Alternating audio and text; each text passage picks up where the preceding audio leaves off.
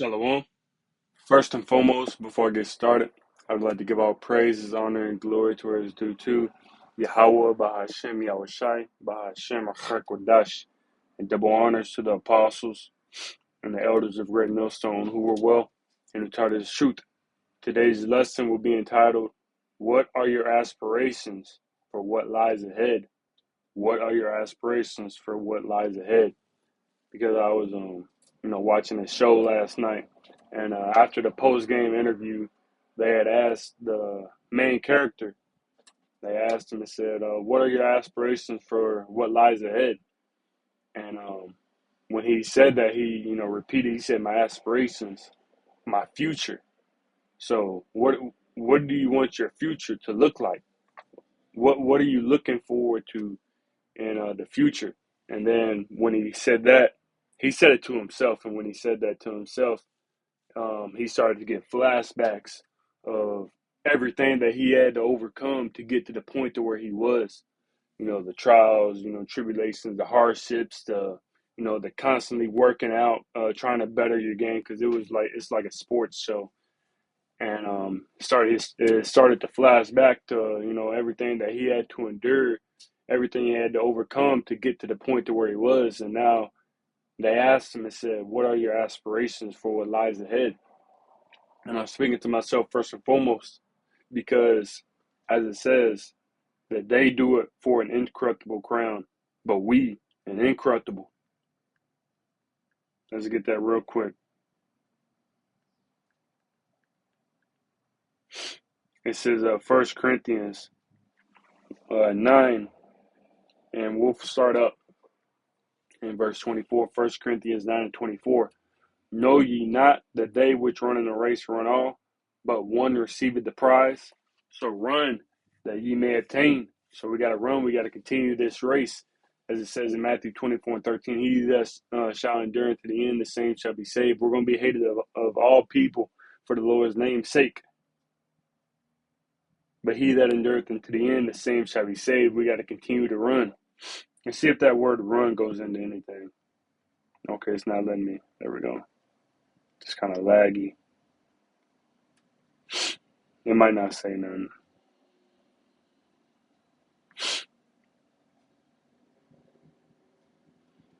Yeah, it says a few things. G5143, to run, of persons in haste. It says of those who run in the race course. To be as a metaphor, by metaphor taken from runners in a race, to exert oneself, to strive hard. You got to strive hard, as it says in verse C, or not verse, but in C, to spend one's strength in performing or attaining something. So you got to give it your all. You got to give it everything that you got. You got to persevere. You got to go through trials, tribulations, adversities, chastisements, hardships, being, mocked at, laughed at, in order to attain something. And what is that something that we're trying to obtain? The kingdom of heaven. This is why we got to run and give it our all.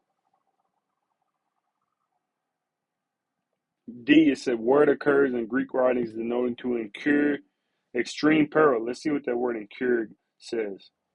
That word incur, to become subject to something unwelcome or unpleasant as a result of one's own behavior or actions. It says as a verb to suffer.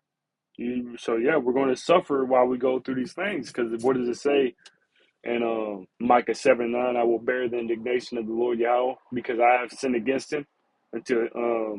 So it said that we have to bear it. We got to go through it because of what we did, man. And as it also says in Baruch 4, in verse 28, as it was your mind to go astray from the Most High, so being returned, seek him 10 times more. So we went off. We transgressed, so now being returned, we got to give it our all.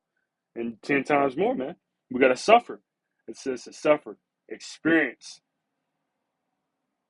So yeah, we're going to experience these things. We're going to go through these things. We're subject to it, man, in order to receive the kingdom of heaven. It says to incur, to suffer extreme peril, to experience extreme peril, which it requires the exertion of all one's efforts to overcome. So you're going to have to exert all of your effort to overcome what the Lord Yahweh Shem Yasai is putting in front of us in order to receive the kingdom of heaven. But also, as it says in 1 Corinthians 10 and 13, that the Lord will not put too much on you that you can't bear and overcome. So again, it says, which it requires the exertion of all one's effort to overcome. So in order to receive the kingdom of heaven, you're going to have to exert all of your effort, all of your energy, all of your time, all of your strength, all of your mind in order to receive the kingdom of heaven.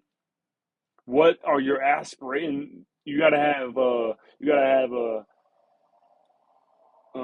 aspirations, not of this world, but of the world to come. Because with aspirations of this world, you're not going to make it in the times to come. Because as it says in First Peter 3, let's see, First Peter 3. It might be 3. It's 2 Peter 3:10. Slovakia for that. 2 Peter 3 and verse 10. But the day of the Lord comes as a thief in the night, in the which the heavens shall pass away with a great noise, and the elements shall melt with fervent heat. The earth also and the works that are therein shall be burned up. So yeah, if you have aspiration in this world and you see it all falling apart and crumbling before your very eyes, you're not going to make it.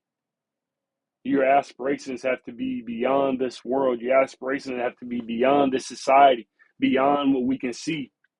It's got to be beyond our, because what the Lord is about to give us is beyond our wildest imaginations and righteousness. Because what does it say? I heard heart, man. That should pull up like that. 1 Corinthians 2 and verse 9.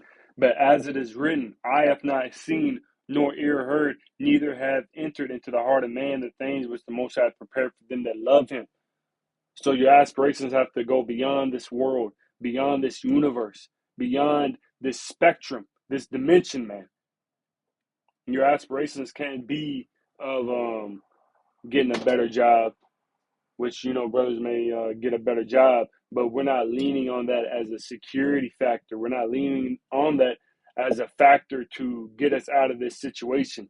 You can't have aspirations of being a good husband, being a great family man. These ain't the times for those type of aspirations, man. Now you're gonna, love your children, love your wife to a certain degree, but at the same time, we're not focused on these things to get us out of this hell. The only thing that can get us out of this hell is the aspirations that are higher than this society, which is the kingdom of heaven. That are our aspirations, the kingdom of heaven. Things far beyond this world, man, is what we are seeking for. Because what does it say in Psalm 70, not 70, but 37 in verse 4? Psalm 37 and 4, delight thyself also in the Lord Yahweh, and he shall give thee the desires of thine heart and righteousness, man. Everything that you want, everything that you desire, everything that you dream of, wish for, crave, the Lord is about to give it to us in righteousness, but you got to aspire for those things and not aspire for the things in this world. You can't aspire for the things of the flesh, trying to get a Lamborghini, a nice car, a nice house. You can't focus on those things because that's all going to pass away, as it said in 2 Peter 3. We're focused on bigger things, bigger and better things that the Lord has prepared for us. That is what we're focused on. That's what we're aspiring for. That's what we're looking forward to and aiming for the future and for what lies ahead. This is nothing compared to what the Lord is about to give unto us. Because when you continue to read, Slovakia, because when you continue to read in 2 Peter 3, we just got that it said that all these things are going to pass away and burn up.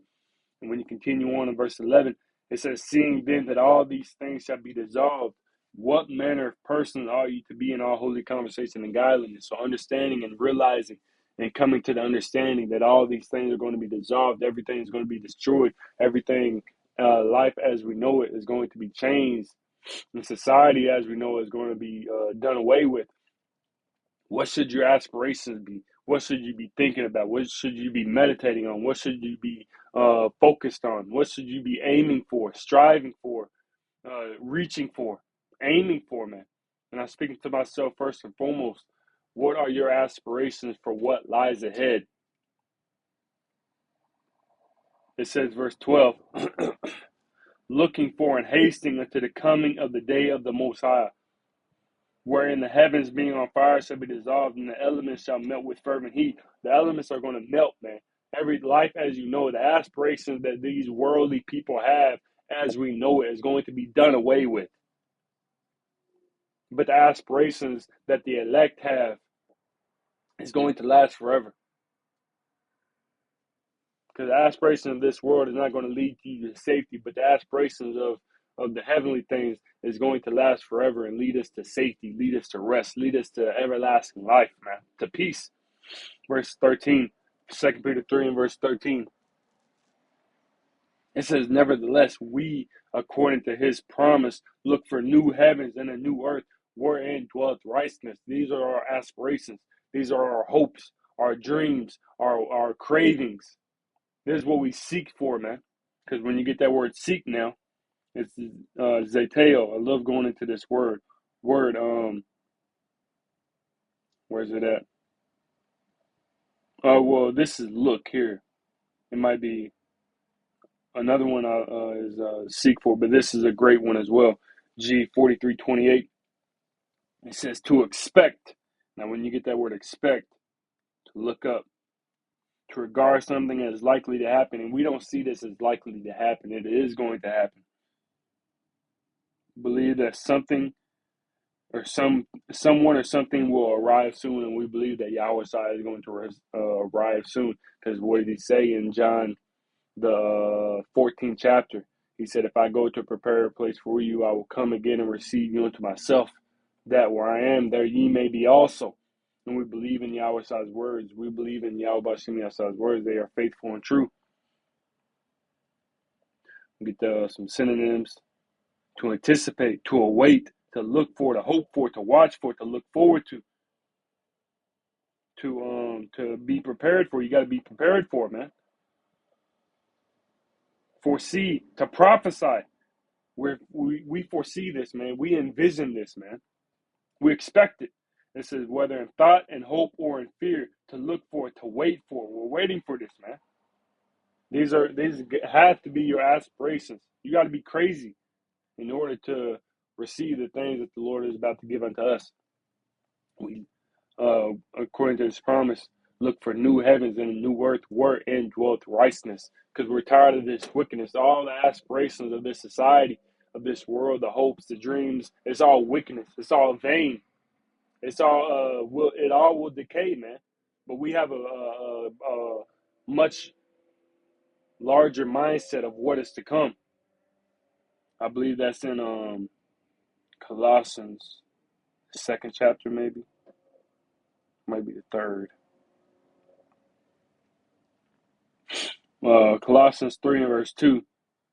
Set your affection on things above, not on things on the earth. So we can't set our affection on things of this world, because it's going to, as we read, it's going to decay, it's going to corrupt, it's going to pass away. Set your affection. It says G5426, to have an understanding, to be wise, to number 3, it says to direct one's mind to a thing, to seek, to strive for, to seek one's interest or advantage. So this is what we're directing our minds to. This is what we're aspiring for, man.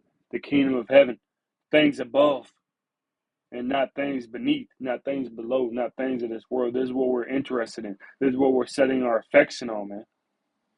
Our love, our dreams, our wishings, our cravings, not on the things of this world.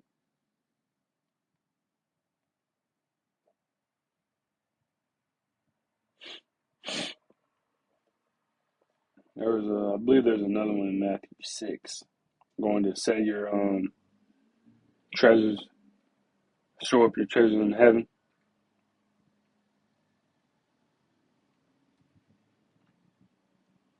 It says Matthew 6 and verse 19, birthday of Shai. Lay not up for yourselves treasures upon earth, where moth and rust doth corrupt, and where thieves break through and steal. Don't have your aspirations set on this society, on this world, on this earth, because it's all going to decay. It's going to corrupt. It can be stolen. You know, you working out constantly, trying to be the best football player of all time, and then you break your leg. You throw it through. You tear your ACL. Now you're never like what you once was. Or somebody, the man next to you is doing the same thing, and he ends up, you know, um, getting in a higher position than you, that you wanted and you desired for and you dreamed of, and you didn't get it because the next man next to you got it before you or got it over you. So it says all because everything can be within this society. Everything can be stolen beneath your, can be pulled out from under your feet, man, and stolen out of your hands. But with what the Lord Yahweh Shemi outside has promised unto us, as long as you endure to the end and you're doing what is required of you, it can't be stolen from you. Because what does it say in Revelation 3? Let no man take your crown. Don't let anybody take your crown. Who can separate you from the love of the Most High? And don't let anything separate you from the love of Yahweh Shem Yahshai. Angels, principalities, man, life, even death, man. Don't let anything separate you from the aspirations of what lies ahead, which is the kingdom of heaven, the true aspirations. Because what the aspirations of these people are false, are vain, man. Matthew 6 and verse 19 again. Lay not up for yourselves treasures upon earth, where moth and rust doth corrupt, and where thieves break through and steal. But lay up for yourselves treasures in heaven, where neither moth nor rust doth corrupt, and where thieves do not break through nor steal. For where your treasure is, there will your heart be also. For where your treasure is, there will your heart be also. So our aspirations are in heaven and not on earth, not in this society. And then OT verse 21, it says, wherever your treasure is, there the desires of your heart will also be. So wherever your treasure is, that's what your aspirations are going to be. So if you have treasures on earth that you're trying to keep safe, that you're trying to grow, trying to grow larger, then your aspirations, your desires are going to be on that and not on the heavenly things. Your aspirations got to be bigger than this society, man. Speaking to myself first and foremost. So going back, I didn't even get the that word yet. So let's go ahead and get that word aspiration. It says a hope or a ambition of achieving something. What do you want to achieve and what lies ahead? What are you hoping for and what lies ahead, man? When you look up, it says desire, hope. We just got it. We just got in that Matthew 6 for in the NLT, wherever your treasure is, there the desires of your heart will also be. There your aspirations will be, your ambitions, your expectations. We just got that, to expect and thought and hope and fear. It says to dream, to have as a goal, to your objective, your aim, your yearning, your urge, your wish, your desire, man. Now when you get it in the online etymology dictionary, aspiration.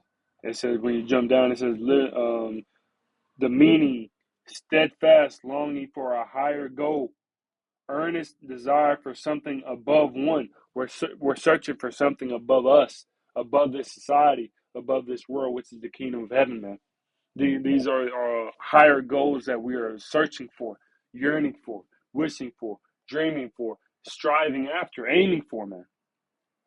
Aspire, to strive for, to seek eagerly to attain, long to reach. We long to reach the kingdom of heaven, immortal bodies, perfection, man. It says to climb up to, you got to climb. It's all about the climb, man. To endeavor to obtain. And we get that word endeavor. Try hard to do something. Earnest and industrious effort, especially when sustained over a period of time. Try to strive, to struggle, to labor, to toil. It's going to be hard. It's going to be difficult. but the aspiration at the end of the day that we are aiming for will be achieved, because people here are aiming mindlessly and zombiously at things that are going to be destroyed, man. They're trying, they're struggling, they going to the gym day after day, they going to college day after day, going to their class day after day in order to achieve that high status job that's ultimately going to be destroyed. But we do it for an incorruptible crown, man. It says to do one's utmost, to give one's all, to work at, to be at pains. It's going to be painful. It's going to be hard, man. To give it your best shot. Strive, struggle, labor, toil, work, hard slog, effort, exertion, sweat, pains, blood, sweat, and tears, elbow grease. This is what it is going to do, man. In order to receive the kingdom of heaven, it's going to be hard. So going back to that 1 Corinthians 9 now. 1 Corinthians 9 and verse 24 again. Know ye not that they which run in a race run all, but one receiveth the prize? So run that ye may obtain. And every man that striveth for the mastery is temperate in all things. Now they do it to obtain a corruptible crown, but we an incorruptible. So the aspiration in this world, they're doing it to obtain a corruptible crown, something that's going to decay, something that's going to be destroyed, something that's going to fade away, pass away. But the prize that we're doing this for, that we're aspiring for, is going to last forever. It's going to be incorruptible. It's going to be an everlasting crown, man. Everlasting joy, everlasting rest, everlasting everything. The kingdom of heaven, salvation, man. And incorruptible. In the NLT, it says, verse 25, all athletes are disciplined in their training. They do it to win a prize that will fade away, but we do it for an eternal prize. We're doing this for an eternal prize. That is our aspirations for what lies ahead, an eternal prize. But the aspirations of the people is mindless, and they do it for a prize that is going to fade away, for a corruptible crown, a corruptible prize, man. But we do it for an incorruptible. That's why we toil. That's why we labor. That's why we struggle. That's why we suffer. That's why we go down this painful straight gate in order to receive our dreams of heavenly things and not of earthly things. So we'll end off right here in what is it? Romans, the 8th chapter, I believe. It is Romans 8 and verse 18. Romans 8 and 18. For I reckon, this is one, but there's another one that I'm thinking of. Romans 8 and 18. For I reckon that the sufferings of this present time are not worthy to be compared with the glory which shall be revealed in us. So everything that we go through, it's not going to, it doesn't compare to what we are going to receive. And there's one that, how does it go, man? Light affliction. I don't know if that's in there. 2 Corinthians, okay, 4. 2 Corinthians 4, and we'll end it off right here. 2 Corinthians 4 and 17. For our light affliction, which is but for a moment, worketh for us a far more exceeding and eternal weight of glory. So it's light. It's small and won't last very long compared to what we're going to receive. Verse 18, while we look not at the things which are seen, but the things which are not seen. For the things which are seen are temporal, but the things which are not seen are eternal. So the aspirations of this present world, of this present society, are temporal. They will not last forever. But the aspirations of the heavenly things, of the things which are not seen, will last forever, man. So again, I ask, and I'm speaking to myself first and foremost, what are your aspirations, your hopes, your dreams, your yearnings for us, your cravings for what lies ahead, the future, man. So, Lord willing, this lesson was edifying to the spirit, to the body, to the fold. And before we end it off, I'd like to give our praises, honor, and glory to where it's due to Yahweh, Bahashem, Yahushai, Bahashem, Chakwadash, and double honors as always to the apostles and the elders of Great Millstone. Continue to strive, continue to hope, continue to fear. Until next time, Shalom.